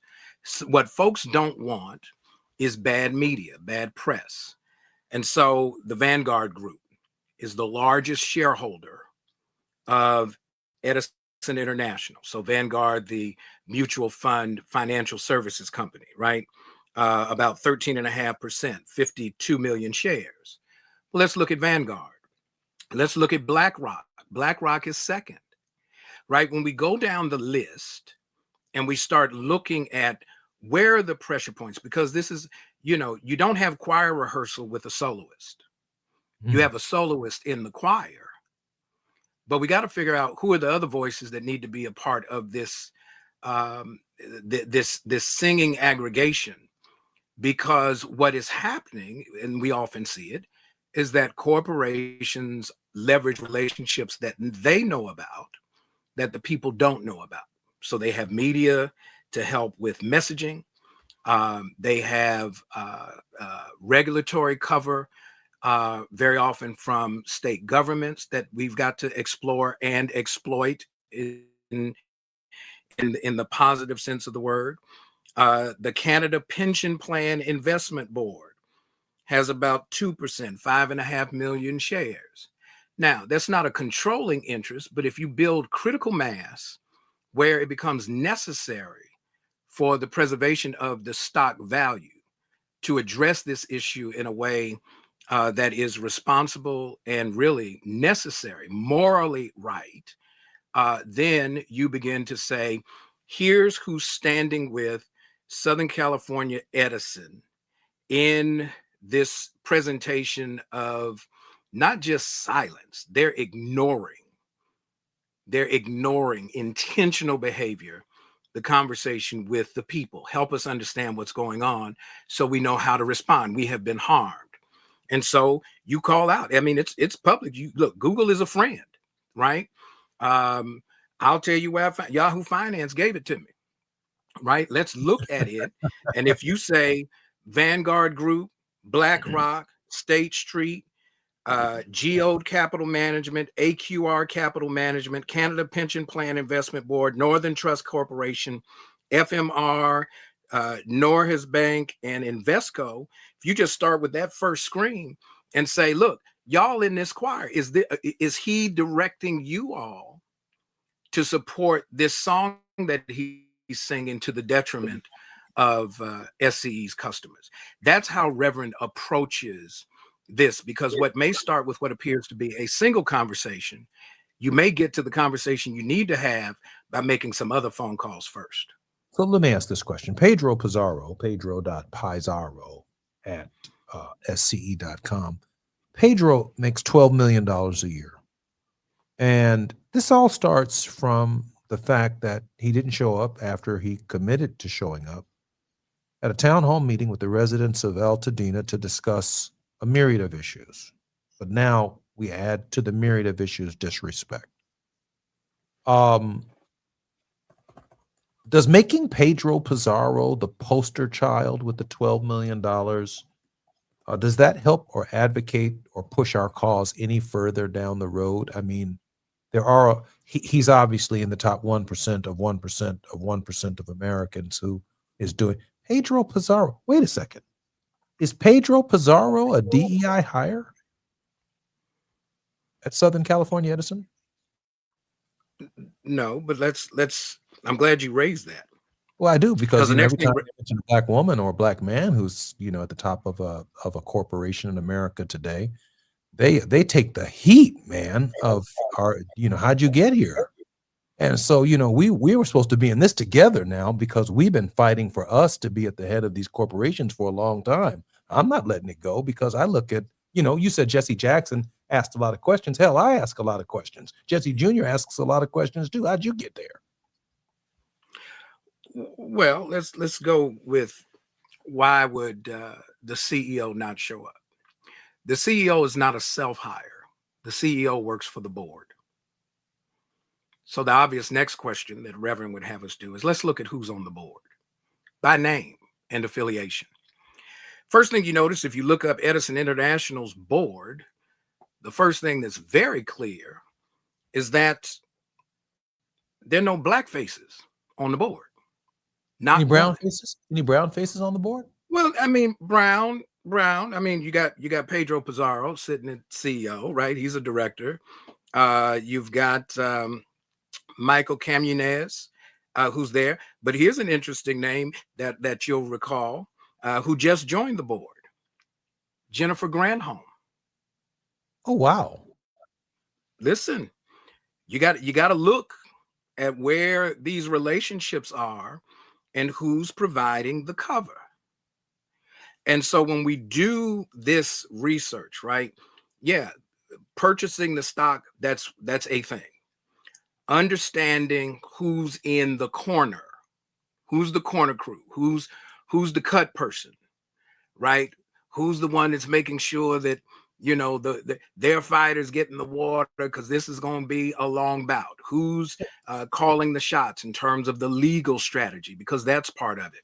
You got to be ready to navigate those things so that when you get to your messaging.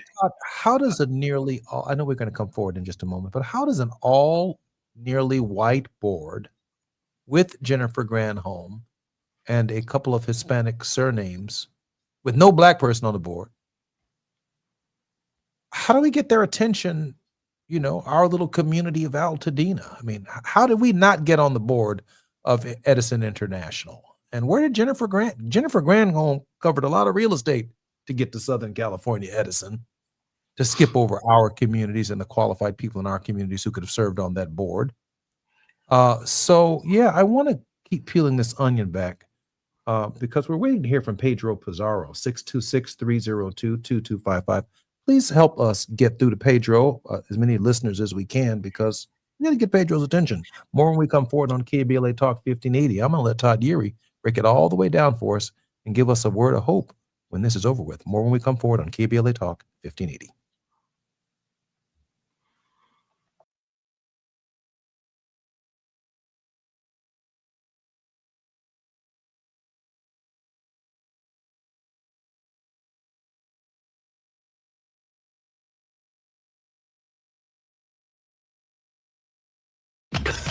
While you're stuck in traffic, we can at least bring you up to speed on the news of the day. You're listening to Jesse Jackson Jr. only on KBLA Talk 1580.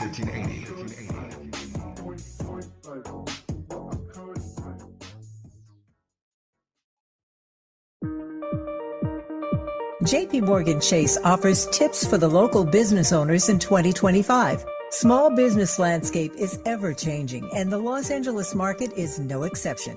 A startup or legacy business, revisiting your mission statement and recalibrating offerings can renew opportunities for growth and innovations. Programs like Chase for Business Coaching for Impact gives entrepreneurs access to expert guidance, helping you streamline operations, strategize your growth, and navigate complex challenges. Businesses with a clear sense of purpose can navigate any challenge effectively, but also build stronger customer loyalty. Visit chase.com/coaching for impact for more information. This segment is sponsored by JP Morgan Chase.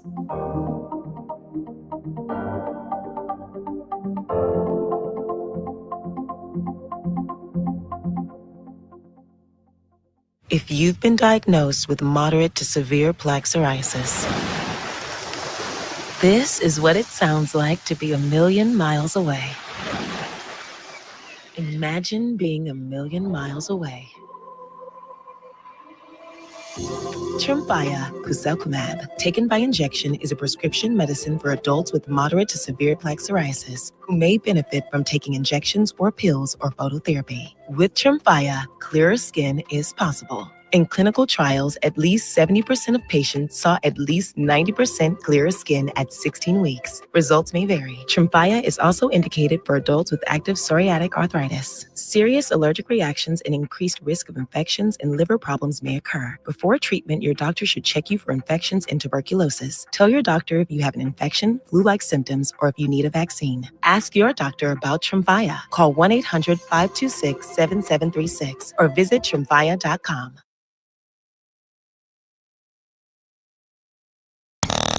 Now back to more of Jesse Jackson Jr. on KBLA Talk 1580.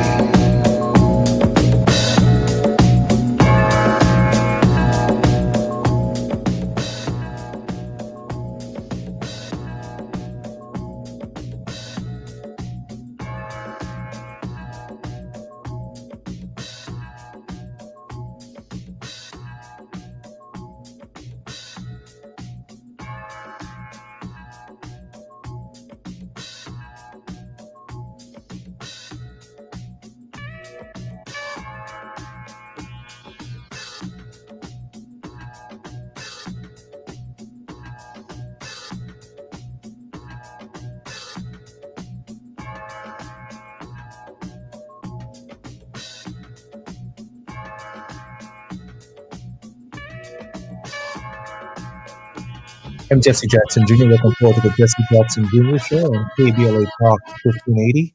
It's Wealthy Wednesdays, and this is our final segment with Dr. S. Todd Yeary. Dr. Yeary is our regular contributor. He has 1 foot in the pulpit and 1 foot in the courtroom.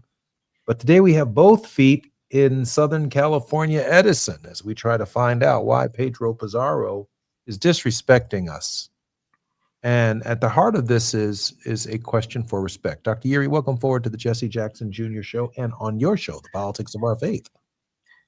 Sir, I appreciate the opportunity because all I do is get to share a little bit of what I've gleaned from your dad, who continues to marvel for us a courage that is rarely, if ever, seen amongst folks in human form.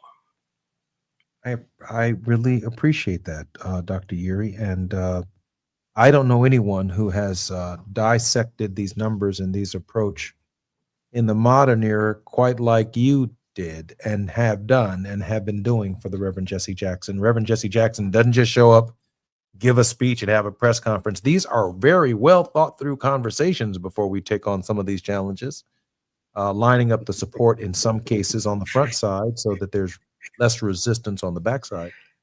But when I think about the Reverend George Edgar Riddick, who has long since been deceased, but was in our early boycotts with PepsiCo and Coca-Cola, and many of the black distributors of Coca-Cola and PepsiCo are the beneficiaries of fights that Jesse Jackson put up. And we went through this exact same analysis. It's the reason we got black people in the Kentucky Fried Chicken business. There was a time in the early 70s when Negroes didn't have Kentucky Fried Chicken franchises, although we were eating about 65% of the chicken.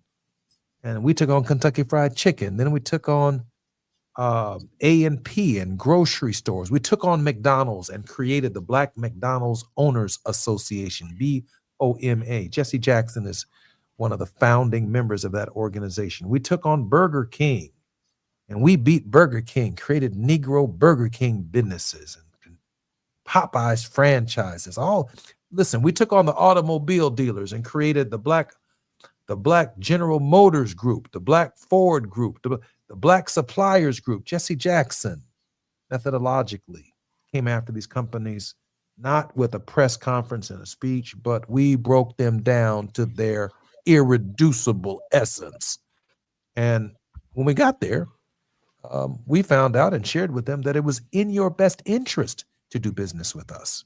We don't want to fight. We don't want to be on the outside. We want to be on the inside. But, you know, when you tell me that there are no blacks on Edison's board, no one we can even appeal to, Hell, we even got Melody Hobson on the Starbucks board.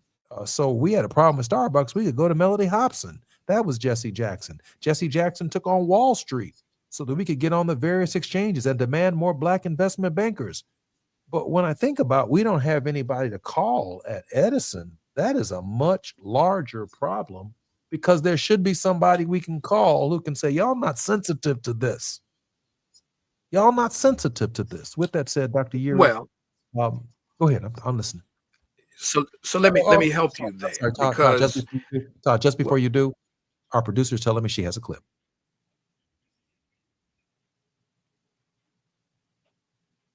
An NPR investigation has found evidence of electrical malfunctions that happened in LA hours before a massive wildfire started there 9 months ago.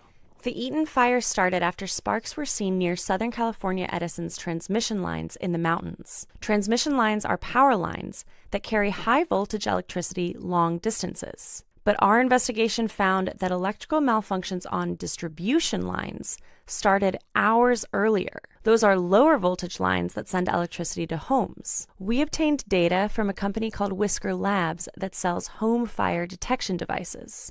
And we focused our research on Altadena, one of the LA neighborhoods hit hardest by the Eaton fire. 19 people there were killed and thousands of buildings were destroyed. This data indicates there were more than 200 distribution line malfunctions across LA on the day of the wildfire. 3 of those happened in Altadena. One was in the morning, hours before sparks were seen in the evening near Eaton Canyon. Each of those malfunctions could have led to fires. They can lead to arcing when electricity sparks outside of the wiring. Electrical equipment can then melt and fall to the ground, starting a fire. We requested information from the fire department and talked to residents to see if that happened. We found that firefighters were dispatched 35 times to areas in Altadena to respond to electrical problems like wires down or arcing. And one family said a fire started on their property after they saw problems on distribution lines. Around 4:15 p.m., there was a loud bang at Tom Ware's house, and the lights flickered. Ware and his neighbors went outside and found sparks falling down from their utility pole. That started a ground fire. The family called firefighters and together put out that fire. Fire down 11's engine 12. This is also being reported at 2361 Catherine Road. But a few hours later, another fire sparked in around the same place. Ware was able to put out that fire too, but then he had to evacuate. The next morning, he got a video from his neighbor. There had been a third fire. This time, it burned everything inside the house. SoCal Edison, the utility company, can turn power off to prevent those kinds of fires. And they did for some areas of LA and Altadena. But of the 12 circuits that power Altadena, they left 8 of them on all day on January 7th and didn't turn any of them off during the fires. SoCal Edison said they believe they shut power off correctly.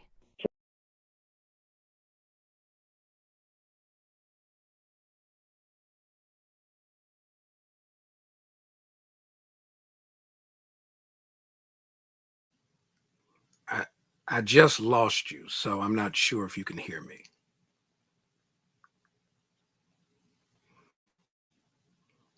Dr. Oh, you're Yeary, muted. I apologize about that. A final thought on what we both saw and your final word of hope.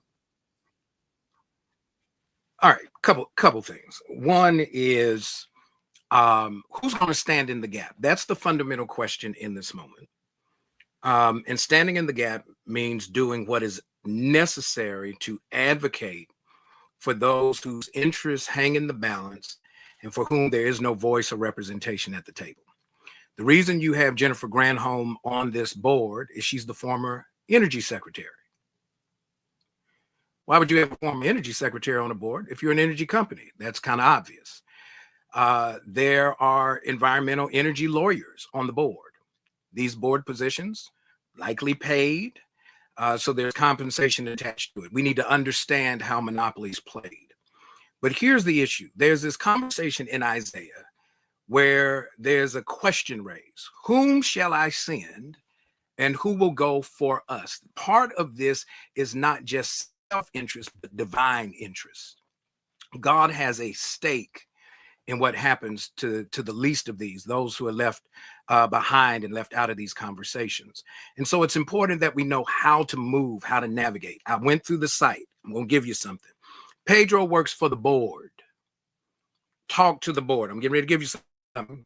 Get ready. On the board, when it says contact our board of directors, I like that. I want to talk to the folk that make the decisions when we go to the shareholders meeting. Shareholders and interested parties may send communications in writing addressed to the applicable directors, individually, collectively, all of the above, in care of the corporate secretary at Edison International in Southern California Edison Company. There's the address. I'll make sure you got it. The email address, hear it now, corporate secretary, spell it out, corporate secretary at Edison INTL. It's the abbreviation for international. Corporate secretary at Edison, spell Edison out, INTL.com. Bombard the board, demanding a conversation about what is the remedy to be that addresses the concerns, because we know they've got the ability to monitor, to measure, and to intervene when they see disruptions in the system. The question is, why did it not happen here? And at the end of the day, you got to do your homework. You can't just show up and think that that's going to resolve it. We got to be real intentional, very intentional and meticulous about how we navigate this. And at the end of the day, there'll be a comprehensive strategy that makes sure that the needs of people are raised in a way that is credible and moral at the same time. We are all the more wealthy on Wednesdays with Dr. S. Todd Yeary on the Jesse Jackson Jr. Show. Pedro Pizarro, pedro.pizarro@sce.com. We're going to put up the board email on our next shows going forward because we want to get the attention of Mr. Pizarro. I'm Jesse Jackson Jr. More on KBLA Talk 1580 when we come forward tomorrow on Thought Provoking Thursdays. Bye-bye. KBLA 1580 Santa Monica.